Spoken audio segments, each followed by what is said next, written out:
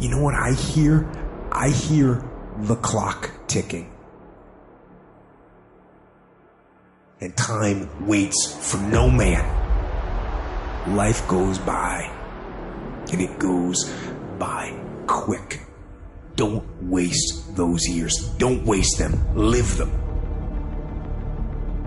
By the way, time is that great power I'm talking about. Time is the mightiest force in the world, or even in the universe.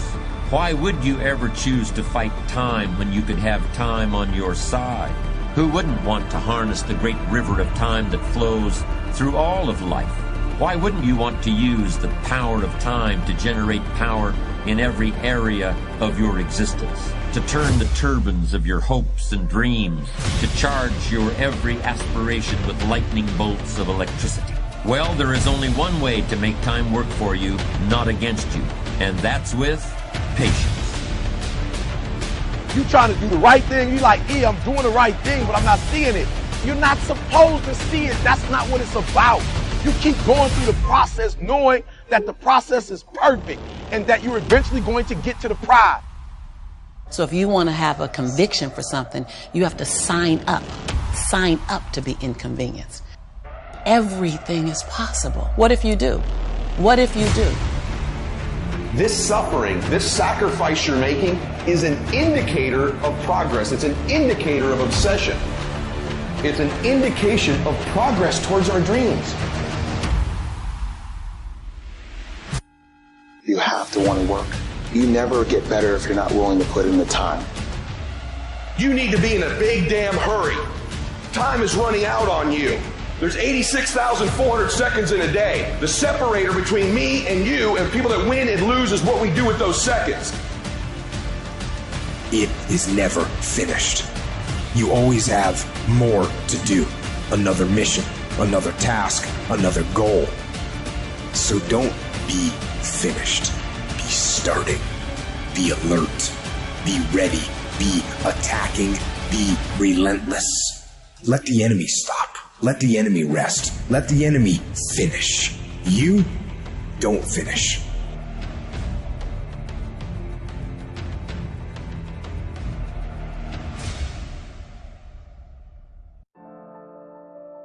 You know yourself by watching and paying attention. That's why the Egyptians worshipped Horus, the eye, as a god. They knew that attention was important, and the Mesopotamians did the same thing with their god Marduk. It's not thinking exactly. It's not imagination. It's watching like you're a snake. A snake, is a symbol of wisdom in part because a snake is a symbol of many things, but wisdom is one of them. I suppose it's because encounters with snakes that, if they're not fatal, they make you wise. Because a snake watches like cold-bloodedly, with no emotional reaction, just to see what's there. It doesn't allow, symbolically speaking, doesn't allow what is wanted or desired to interfere with what is observed. So you watch yourself like that, as if you don't know who you are. In the beginning, I couldn't find anybody to mentor me in leadership. I mean, they didn't know who I was. And so books became my mentors. And then I did something that I just encourage everybody to do. I've done this for 40 years, is I began to have what I call learning lunches. And I loved it in your green room, your statement on learning. I just love it. But I would go out, I would take somebody like you, Tom, out, and I'd buy the lunch. I didn't even eat. I just had questions. And I would ask you leadership questions. And I would... What are some of your go-to leadership questions? Well, the first question is, I always look at somebody and I ask them, tell me about your greatest failure. And the reason I ask that is because I think that the character of a person comes out of their failures, not out of their success.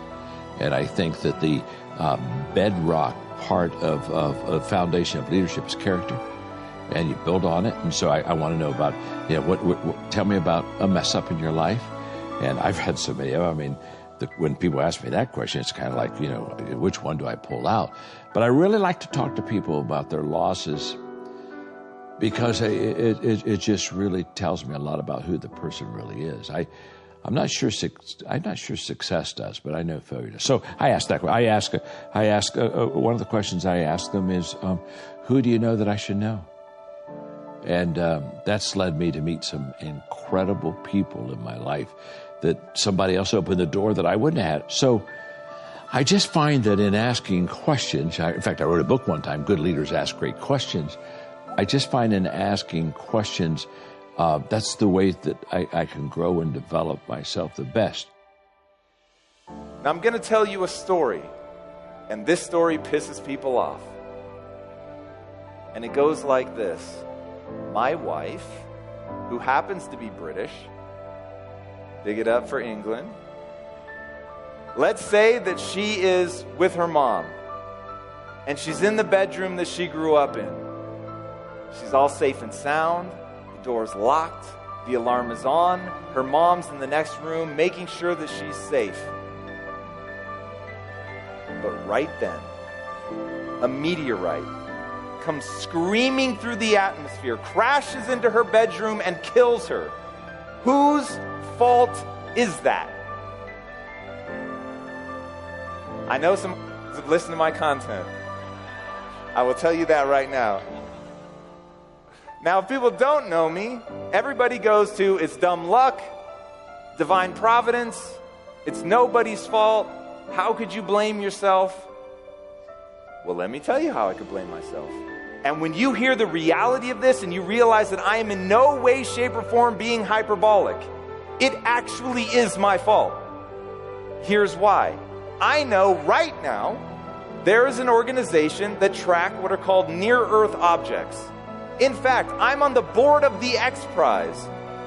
One of the prizes that they're trying to raise money for is for this problem, to track all these known objects and to find some way, lasers, planted nuclear explosions, something, to make sure that if something is ever on a collision course for Earth, that we can stop it.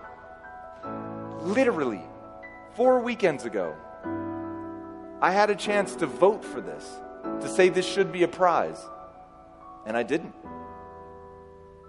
So now, not only have I never sent a dime of my money to help, I've never sent an email with encouraging words, I've never called them up to tell them what I think they should do. Now I literally voted against them.